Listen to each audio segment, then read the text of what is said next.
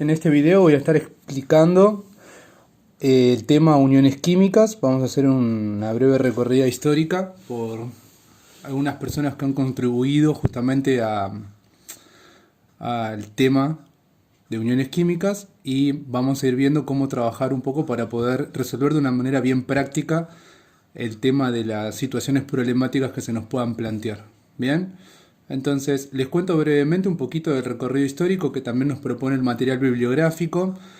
Las uniones químicas comienzan con Dalton, donde Dalton lo que plantea justamente que los átomos entre sí tienen puntos de unión, o sea que ya está planteando que los átomos se pueden unir entre sí. Frankland habla de atomicidad, bien, y Abegg justamente lo que hace es incorporar el término valencia. Atomicidad, Frankland lo asocia justamente a lo que Abegg después llama valencia. Valencia es un término que se encuentra asociado justamente con algo que tiene que ver con lo último, algo que se encuentra en lo último, es decir, valencia para nosotros, en el caso de las uniones químicas, va a ser el último nivel. Bien, recordemos que los átomos tienen distintos niveles de energía, que serían los orbitales. Esos orbitales, nosotros podemos tener el orbital 1 o nivel 1, 2, 3, 4, 5, 6, 7, bueno, etc. El último sería el nivel de valencia, ¿bien? Y ahí se pueden encontrar electrones que los vamos a llamar electrones de valencia. Ahora, cuando Abegg y Drude, digamos Drude basado en Abegg, incorporan el término de valencia y llaman valencia justamente al número de electrones disponibles para enlazarse, que es justamente lo que estamos mencionando acá, el número de electrones disponibles para enlazarse. Y acá empieza a aparecer el término este importante, que es un concepto muy importante, el tema de enlace. Bien, que ahora más adelante lo vamos a volver a mencionar. Y enlace justamente tiene que ver con esta cuestión de unirse a través de sus electrones. Bien. Lewis incorpora el término kernel. El kernel es siempre positivo, bien, y el kernel me da una idea de los electrones que están en el último nivel, bien. Cuando yo me refiero a último nivel, me refiero a los electrones que me faltan para completar ese último nivel. Y el kernel es un número, bien, el kernel es un número que se saca siendo el número de protones que tiene el átomo menos el número de electrones internos, ¿bien? O sea que no vamos a contar los electrones de valencia, solo vamos a contar los electrones que están en la parte interna. Hacemos el número de protones menos esos y nos da el número de kernel, ¿bien? Que sería el número de electrones que le estarían faltando para completar justamente el último nivel de dicho átomo. También Lewis habla de la teoría del átomo cúbico, bien, donde hay un artículo que se llama El átomo y la molécula, y ahí él habla del enlace y dice que los enlaces se forman justamente cuando los átomos comparten electrones. Esto lo estoy destacando porque los átomos comparten electrones en algunos casos, pero en otros casos no los comparten. Pero ahora vamos a ver qué es lo que sucede. Y en esa teoría, en la teoría del átomo cúbico, él dice que los átomos, para poder alcanzar la estabilidad, y esto es un concepto muy importante, los átomos, es decir, se vuelven estables, nunca los van a encontrar de manera inestable. Para poder alcanzar la estabilidad lo hacen con 8 electrones en su último nivel. Bien, o sea, fíjense que acá aparece el número 8, 8 electrones en el último nivel. Bien, ¿cómo hacen para alcanzar esa estabilidad? Compartiendo electrones. Por eso yo acá armé en este diminuto mapita justamente esta breve explicación. Langmuir habla de la teoría del octeto de valencia, bien, que es la teoría que sigue valiendo hasta el día de hoy, la teoría del octeto se le suele decir, no se le dice teoría del octeto de valencia, se le dice teoría del octeto. Y lo que dice es que los átomos alcanzan la estabilidad justamente cuando el átomo adquiere la configuración electrónica externa, del gas noble más próximo. Entonces, la estabilidad, ¿cómo la van a alcanzar los átomos? Teniendo la cantidad de electrones de valencia del gas noble más próximo. Bien, o sea, tienen que alcanzar la misma cantidad de electrones en el último nivel que la que tiene el gas noble que tiene el más próximo. Eso es lo que dice la teoría del octeto. Ahora, vamos a avanzar un poquito más. Vamos a ir viendo un poquito de este tipo de cosas. Vamos a ver el tema de las fórmulas. Y después yo les voy a ir contando un poco esto de la teoría del octeto. Nosotros tenemos acá lo que se conoce como fórmula molecular. La fórmula molecular, como dice el nombre, es para moléculas. Ahora después vamos a ver la diferencia entre moléculas y lo que puede no ser una molécula. Acá tenemos, por ejemplo, H2O y acá tenemos H2O2. Y la fórmula molecular me indica la cantidad de átomos que van a estar involucrados en esa molécula a través de este numerito que está acá abajo que se llama número de atomicidad, que yo lo marqué acá con verde. Bien, el número de atomicidad me está indicando acá en este caso que tengo 2 átomos de hidrógeno y como acá no hay ningún número de atomicidad, quiere decir que es 1. O sea que tengo un átomo de oxígeno. Acá tengo 2 átomos de hidrógeno y 2 átomos de oxígeno. La fórmula mínima, en cambio, lo que me dice es lo mínimo que yo puedo tener de átomos que conformen esa sustancia. En este caso, para el agua, la fórmula molecular y la fórmula mínima coinciden. Pero para el agua oxigenada, la fórmula molecular y la fórmula mínima no coinciden, porque yo tengo 2 átomos de hidrógeno y 2 átomos de oxígeno que forman el agua oxigenada, pero lo mínimo que componen al agua oxigenada es hidrógeno y oxígeno, 1 y 1, ¿bien? Porque estos números se pueden simplificar. En este caso, lo mínimo es lo mismo que la fórmula molecular, ¿bien? Ahora, pasemos a lo más importante y el eje central justamente de toda esta unidad que tiene que ver con las uniones químicas que están asociadas a la estructura de Lewis. Bien, para poder hablar de la estructura de Lewis hay que tener en claro algunas cuestiones previas antes, ¿bien? Que tiene que ver con que los no metales, y yo acá me olvidé de escribir, no metales y metales, o sea, los dos tipos, no metales y metales, el número de grupo me va a estar indicando el número de electrones que están en el último nivel, por eso dice número de electrones de valencia. Es decir, si yo por ejemplo tengo un átomo que pertenece al grupo 14, por ejemplo, por decir cualquier cosa, recuerden que el grupo 14 sería el grupo 4A, o sea que lo que me está diciendo es que tiene 4 electrones de valencia. Si yo estoy hablando, por ejemplo, de un átomo que está en el grupo 8, me está diciendo que tiene 8 electrones en el último nivel. Bueno, y así es como nosotros lo vamos asociando. Si me habla del grupo 1, quiere decir que tiene un único electrón en el último nivel. O sea que los grupos me van a indicar el número de electrones que tienen en el último nivel. Ahora, en su mayoría los átomos deben cumplir la regla del octeto. ¿Qué es lo que dice la regla del octeto? La regla del octeto decía que los átomos se quieren parecer al gas noble más cercano en la cantidad de electrones que tienen en el último nivel. Así es como alcanzan la estabilidad. No es casualidad, fíjense que los gases nobles se encuentran en el grupo 18 de la tabla periódica. Bien, es este que tenemos acá, el grupo 18 de la tabla periódica. Y si es el grupo 18, es el grupo 8A. 8 me está queriendo decir que tienen 8 en el último nivel, o sea, por eso se llama regla del octeto, o sea, todos quieren llegar a tener 8 electrones en su último nivel, excepto el helio, que el helio tiene 2 electrones en su último nivel, acá lo podemos ver, dice 1s2, la configuración electrónica, o sea que los átomos que están próximos al helio, como el hidrógeno, van a alcanzar la estabilidad no con 8 electrones, sino que simplemente con 2, ¿bien? Ahora, si nosotros seguimos avanzando, tenemos que pensar que hay átomos que se unen por compartir electrones y otros por ganar o perder electrones, que fue justo lo que yo había mencionado hace un ratito. Entonces, nosotros acá tenemos lo que se conoce como uniones químicas. Las uniones químicas pueden ser covalentes o iónicas. Y en referencia a lo que yo había acabado de decir, nosotros tenemos que pensar que las uniones químicas covalentes hablan de compartir electrones y se dan entre un no metal y un no metal, ¿bien? O sea que las uniones covalentes siempre van a ser entre átomos que son no metales entre sí. Ahora, cuando yo hablo de uniones iónicas, hablo de que hay alguien que va a ganar y alguien que va a perder electrones. Y las uniones iónicas se dan siempre entre un metal y un no metal. Eso es importantísimo, es clave, ¿bien? Hay que tenerlo muy claro, porque yo acá lo escribí de una manera muy resumida, pero es importante acordarse. En las uniones covalentes los átomos comparten electrones y siempre se da entre no metal y no metal. En las uniones químicas iónicas hay ganancia y pérdida de electrones, uno gana y otro pierde, y siempre se dan entre un metal y un no metal. Bien, chicos, esto que yo les estoy contando siempre son generalidades, hay algunas excepciones a esto, pero nosotros no vamos a estar trabajando sobre las excepciones, vamos a estar trabajando sobre las generalidades. Bien, entonces, recordar algo muy importante que ustedes ya lo estuvieron trabajando conmigo, que es un catión y que es un anión. Bien, entonces eso se los dejo a ustedes porque ustedes eso ya lo estuvieron trabajando, que es un catión y un anión, supuestamente ya lo tenemos como aprendido. Ahora, vamos a ver. Los átomos ustedes saben que poseen carga eléctrica, por eso pueden ser justamente aniones o cationes. Recordemos el anión negativo, el catión positivo. Entonces, si ganan electrones, van a ser aniones, se van a transformar en aniones, si pierden electrones, se van a transformar en cationes. O puede ocurrir esta situación donde comparten electrones.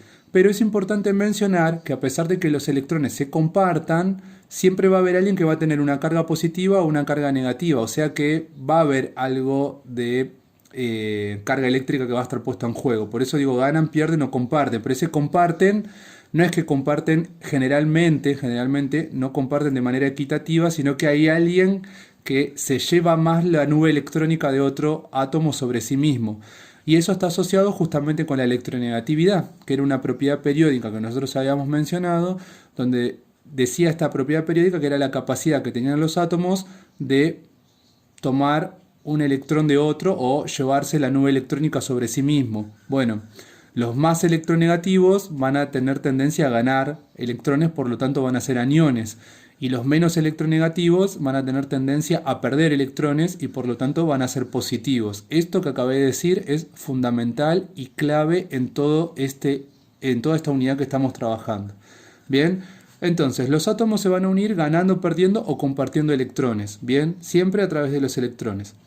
Ahora, otro concepto importante que hay que tener en cuenta es el número de oxidación.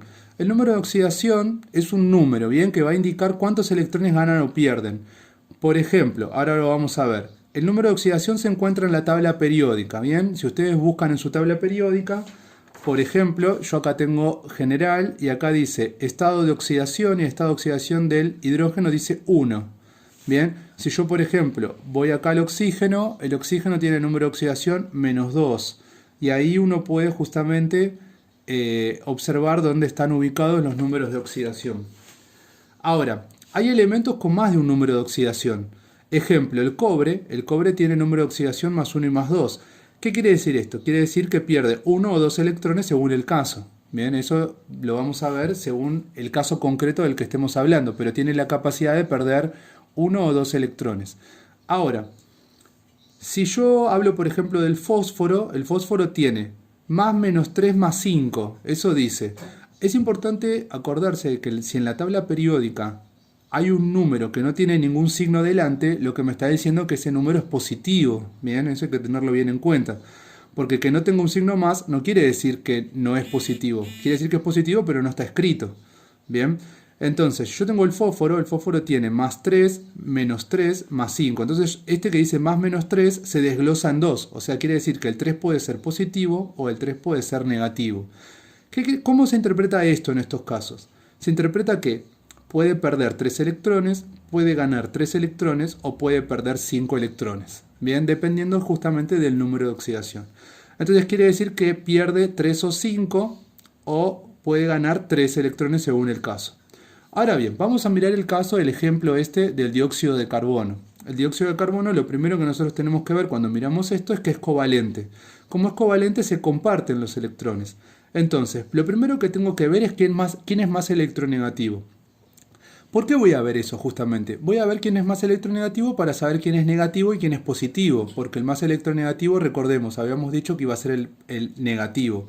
Entonces, el oxígeno es más electronegativo que el carbono. Bien, de hecho, si nosotros miramos en la tabla periódica, el oxígeno dice número de oxidación 3,4, electronegatividad 3,4 y en el caso del carbono dice 2,6. O sea que el oxígeno es más electronegativo que el carbono, o sea que el oxígeno va a ser negativo.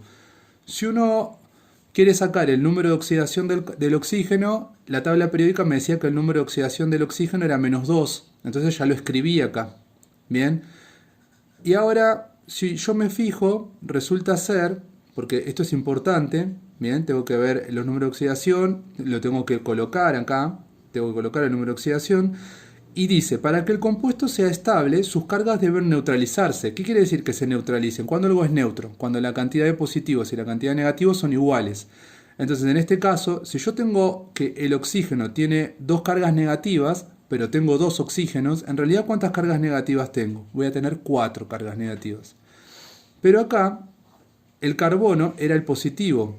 Ahora, ¿qué número de oxidación le corresponderá al carbono? Y para compensar esas cargas, la única posibilidad de número de oxidación que le puede corresponder al átomo de carbono es 4. Porque si yo tengo 4 cargas negativas que surgen de hacer menos 2 por 2, que sería menos 4. Acá, cuando este número es positivo, ¿qué número puede ir si acá tengo uno solo? Bueno, el único número que puedo poner es 4. 4 por 1, 4. Y entonces acá, yo cuando hago las cuentas, fíjense que yo hice esto por esto y esto por esto, me tiene que dar el mismo número pero opuesto. De hecho, 4 por 1 es más 4, menos 2 por 2 es menos 4. Bien, ahora, se sabe que cada oxígeno gana 2 electrones y el carbono pierde 4 electrones, aunque realmente están compartiendo. Recordamos que comparten porque la unión habíamos dicho que era covalente.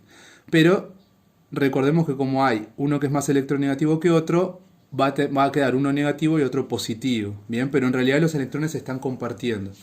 Entonces, vamos a avanzar un poquito más, vamos a ir hacia lo que se conoce como el armado de la estructura de Lewis, bien, o fórmula electrónica, a veces también se suele llamar, y vamos a ver cómo resulta que queda armada justamente. Bien, entonces, nosotros tenemos acá.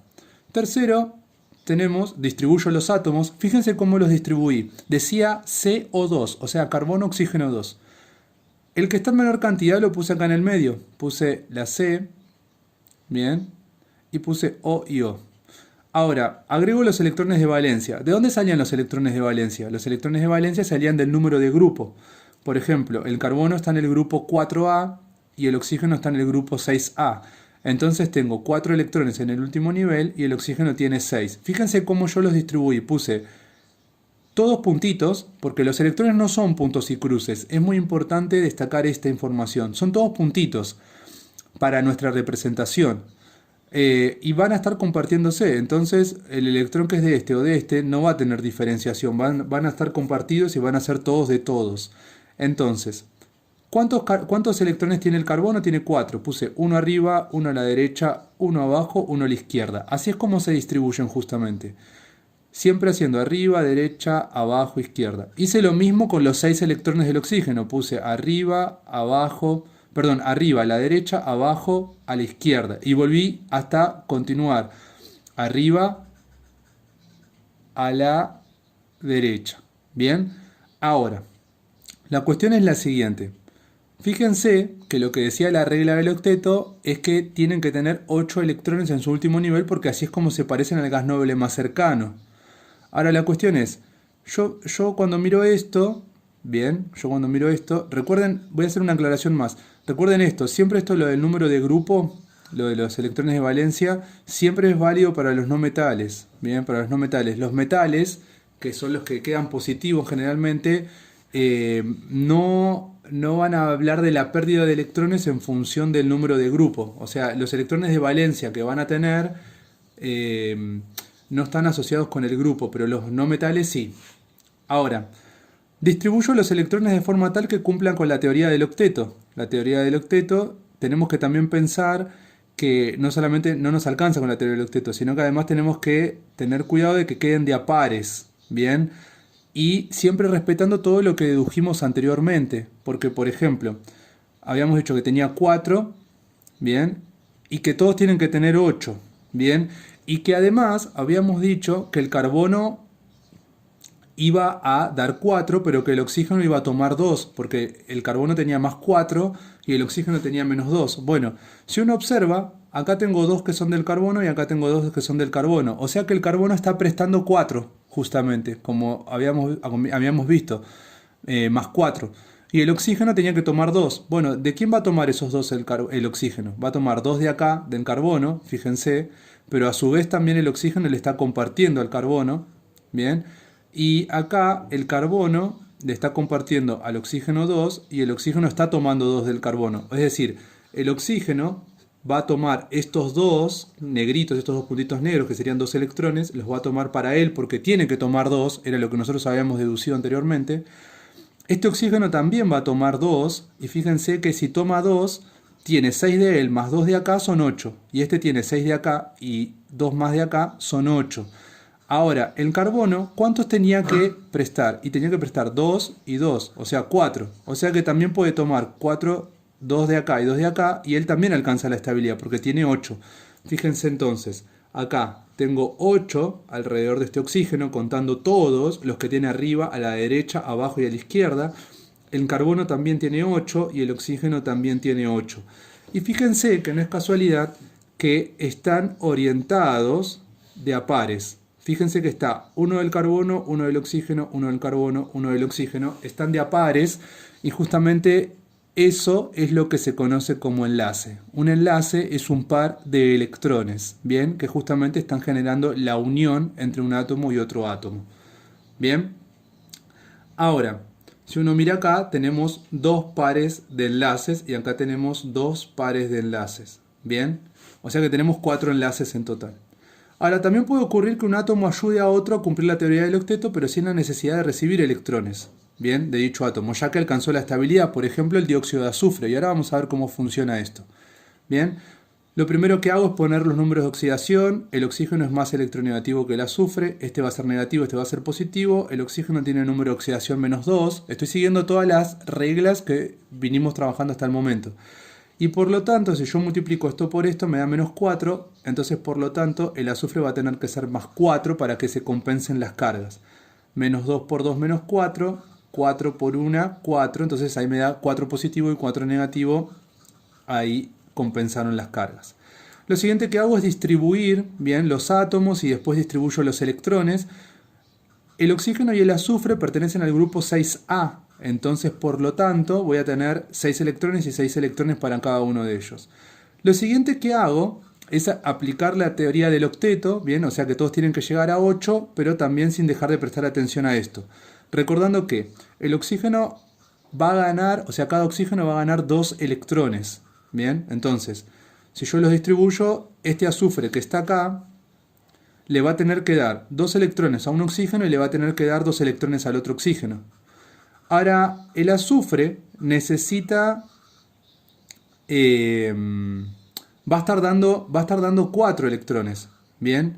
Entonces, ¿cuántos electrones está dando? Bueno, va a estar dando 2 a este oxígeno y va a estar dando 2 a este oxígeno. ¿Cuántos electrones estuvo dando? O sea, dando es una manera de decirlo, se está prestando en realidad, porque están compartiendo, porque la unión es covalente.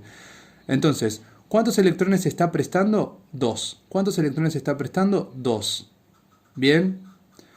Ahora, el oxígeno, ¿cuántos electrones se está tomando? 2, porque dice que tiene que tomar 2. El azufre va a prestar 4 y el oxígeno, cada uno de ellos va a tomar 2. Bueno, toma 2 de acá y toma 2 de acá. Ahora, si uno se fija, el azufre tiene 6. El azufre, si el oxígeno le presta 2, o sea, comparten acá 2 y 2, el oxígeno que está acá se queda con 8 y el azufre que está acá ya tiene 8. O sea que no necesita nada de este oxígeno porque él ya alcanzó la estabilidad. Cumplió con la regla del octeto teniendo 8 electrones alrededor.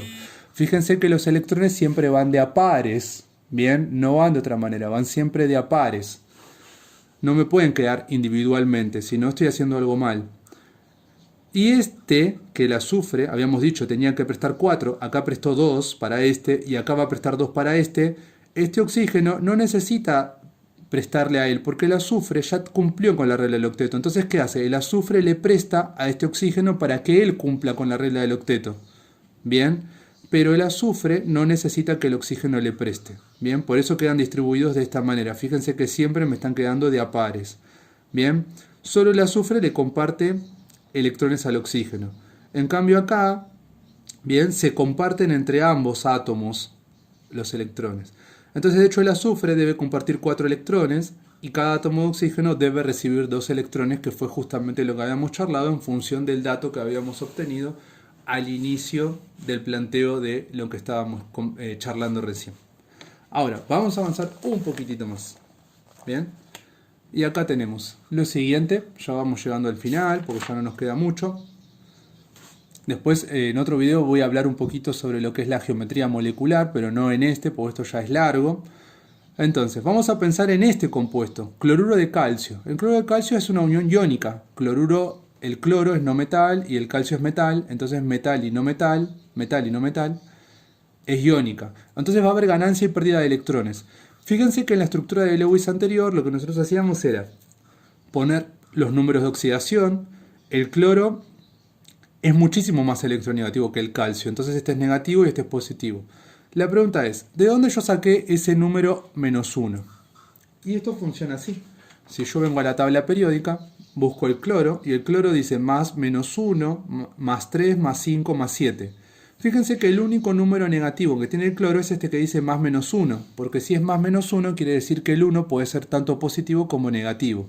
Y como nosotros ya habíamos visto que acá el cloro es el negativo por ser el más electronegativo entre cloro y calcio, entonces ¿cuál es la única posibilidad de que tenga un número negativo el cloro? El menos 1, que es el que me está indicando acá la tabla periódica.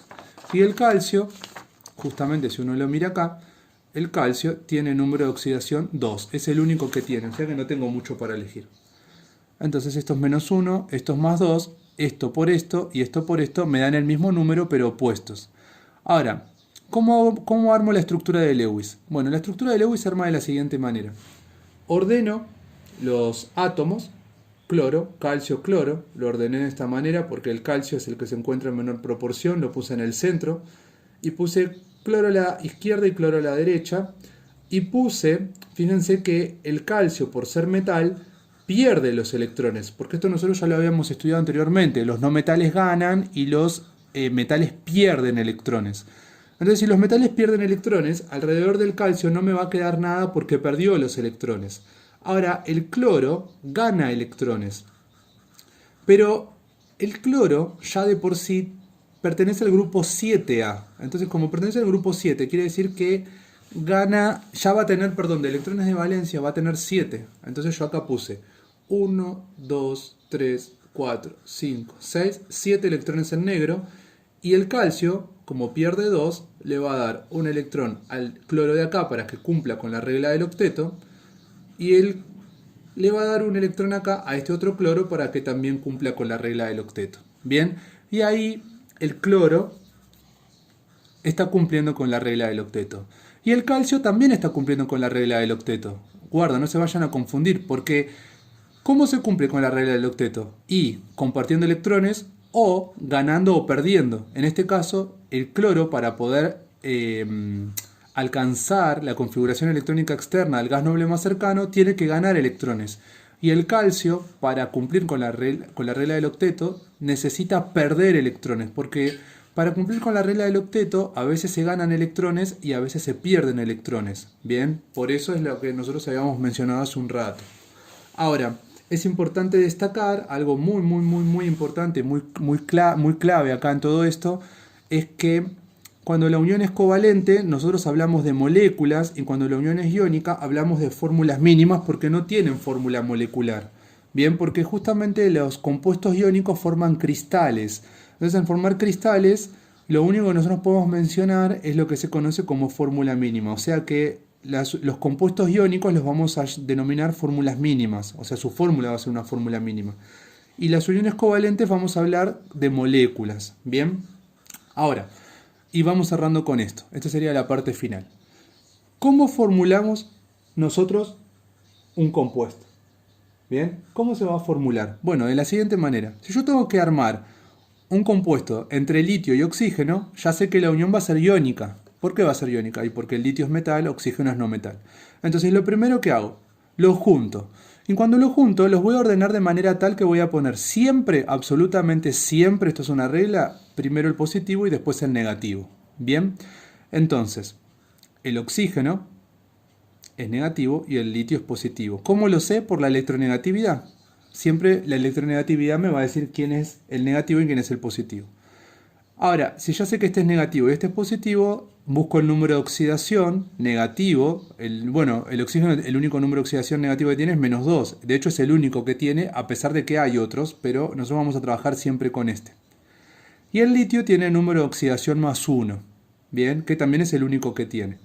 Entonces acá aplico una regla que se llama la regla del cruzamiento. Voy a poner el número de oxidación sin signo, y es importantísimo esto, sin signo.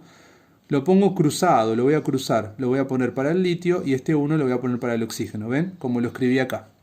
Y en el último paso, si acá tengo un 1, lo elimino porque el 1 no se coloca, se le llama elemento neutro, entonces no hace falta ponerlo. Si hay que simplificar, también se simplifica. Ahora, más adelante vamos a ver un caso como lo que estoy mencionando. Entonces acá acabamos de escribir la fórmula del compuesto que se forma entre el litio y el oxígeno. Ahora, si nosotros queremos ver cómo formar cómo formular un compuesto que está formado por hierro y por oxígeno, también sabemos que la unión es iónica. Entonces, lo primero que hacemos es escribirlos. Bien, sabemos que este es más electronegativo que este, es decir, el oxígeno va a ser negativo, ya sabemos que es menos 2, pero el hierro tiene tiene dos números de oxidación, más 2 y más 3. Entonces, como tiene dos números de oxidación, tengo que ver con cuál me voy a quedar o con cuál me dicen que trabaje. Yo en este caso voy a trabajar con los dos solamente porque estoy mostrando como ejemplos, pero yo no les voy a hacer todo. Yo les voy a dar siempre el número de oxidación y ustedes trabajan con el que yo les indiqué. Entonces, si el número de oxidación fuera más 2, pongo más 2 y menos 2, hago la regla del cruzamiento, bien, los cruzo, fíjense que los puse sin signo. ¿Y qué es lo que tengo que hacer? Como el hierro es 2 y el oxígeno es 2, en la parte de abajo, en lo que se llaman números de atomicidad, puedo simplificarlo porque 2 y 2 son múltiplos. De hecho, lo simplifico y me quedaría 1. Entonces, la fórmula final es hierro-oxígeno, conocido como FeO. ¿Bien? Este compuesto se conoce como óxido ferroso, pero bueno, más adelante vamos a charlar un poquito más. ¿Bien? Espero que a nadie le digan óxido ferroso porque si chicos les están diciendo que son óxido ferroso, les están diciendo justamente que son feos. Entonces, bueno, es un chiste químico, pero hay que entenderlo. Entonces, si nosotros en cambio trabajamos con el número de oxidación más 3, bien, resulta ser que este era menos 2, este es más 3, hacemos la regla del cruzamiento, estos dos entre sí no son múltiplos, y escribo la fórmula final, fíjense que la fórmula final siempre va sin los números de oxidación, y me queda tal cual como lo tenía en el ítem anterior, y acá tenemos el otro óxido de hierro que se llama óxido férrico. Bien, entonces tenemos el óxido ferroso y el óxido férrico. Acá tenemos las dos fórmulas que puedo obtener a partir del hierro con el oxígeno. Bien, entonces vamos a avanzar a la última parte. Y acá nosotros tenemos que ver lo siguiente. Si nosotros queremos unir, por ejemplo, fósforo y oxígeno, nos damos cuenta que son dos no metales. Entonces la unión va a ser covalente. Como la unión es covalente, lo primero que hago es fijarme cuál es más electronegativo. Resulta que el oxígeno es más electronegativo que el fósforo, lo pongo acá. Pero el fósforo tiene varios números de oxidación. Tiene menos 3, más 3 y más 5. Pero como el negativo es el oxígeno, el menos 3 lo elimino directamente. Ni siquiera lo voy a utilizar porque ya sé que negativo es el oxígeno, entonces el fósforo no va a ser negativo. Ahora, positivos tengo 3 y 5. Bueno, yo voy a trabajar nuevamente con los dos simplemente para mostrarles. Pero siempre les voy a pedir que trabajen con 1. Entonces, acá hago 3 y menos 2, hago el cruzamiento y los escribo. No tuve la necesidad de simplificar nada porque no son múltiplos. Ahora, acá en este caso, hago el cruzamiento nuevamente. Acá va a ser más 5 y menos 2. Los cruzo sin sus signos, no uso los signos. Y acá escribo el compuesto con la fórmula que le corresponde. Bien, ahora, veamos este último caso y con esto finalizamos. Tenemos el carbono y el cloro, donde la unión va a ser covalente, y tengo que también pensar en quién es más electronegativo que quién. En este caso el cloro es más electronegativo que el carbono, o sea que el cloro va a ser negativo. El carbono tiene número de oxidación más 2, más 4 y menos 4. Pero el menos no lo voy a utilizar justamente porque el menos, ya sabemos, el signo negativo lo va a tener el cloro. Cuando yo voy al cloro, resulta ser que el cloro tiene número de oxidación menos 1, más 3, más 5 y más 7. Todos los que son positivos los anulo. ¿Por qué? Y porque si ya habíamos dicho que el cloro iba a ser negativo, el único número de oxidación negativo que puede tener el cloro es menos 1. Entonces me quedo con el menos 1, que es el único negativo que tiene. Y el carbono, me quedo con el más 4. Bien, ustedes me van a decir, ¿por qué no puede ser más 2? Y porque en realidad no puede ser más 2 porque si no, no va a poder alcanzar la estabilidad. Porque el cloro, como esta unión es covalente, necesitan compartirse electrones. Y el cloro tiene 7 electrones alrededor. Es decir que hay uno que le está quedando solito. Bueno, ese electrón se lo va a compartir al carbono.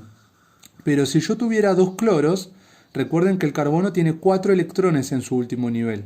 Y necesita llegar a 8. Entonces, si yo le pongo dos cloros, solamente le van a poder aportar un electrón cada cloro. O sea que en realidad el carbono se quedaría con los 4 de él más 2 más, tendría 6. Entonces no cumple con la teoría del octeto. Entonces la única posibilidad es que tenga 4 cloros. Si yo hago el cruzamiento, me va a quedar el 4 acá, el 1 acá, que no se escribe. Entonces ahora sí, con 4 cloros, el carbono va a poder cumplir con la teoría del octeto. Y así es como formulamos este compuesto que se llama tetracloruro de carbono. Bien, chicos, los nombres no se los tienen que saber por ahora, los vamos a ver en otra unidad, lo vamos a ver en otra unidad donde vamos a estar trabajando justamente lo que se conoce como nomenclatura. Bien, esto que estamos trabajando ahora es todo el formuleo. Así que bueno, espero que hayan entendido. Saben que siempre estoy acompañándolos. Cualquier duda, cualquier consulta que tengan, me pueden escribir por el Google Classroom y nos mantenemos comunicados y saben que cuentan conmigo para lo que los pueda ayudar.